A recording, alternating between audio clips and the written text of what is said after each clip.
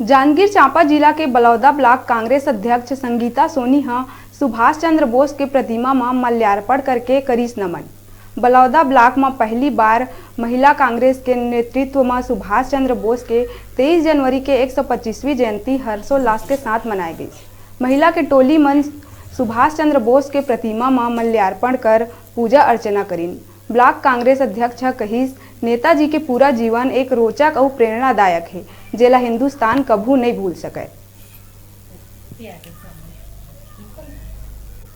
सुभाष चंद्र बोस के जयंती मनाए बर उपस्थित हुए हन सबो महिला मन।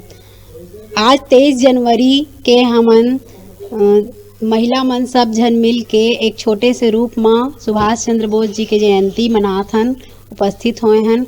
उनकर प्रतिमा में हमन माल्यार्पण करें, दीपक जलाएं, अगरबत्ती जलाएं और उनला प्रणाम करें। संगीता सोनी के यहाँ जो हमारे ब्लॉक अध्यक्ष है ओकर यहाँ ओकरे नेतृत्व में हमन सुभाष चंद्र बोस की जयंती मनात हन।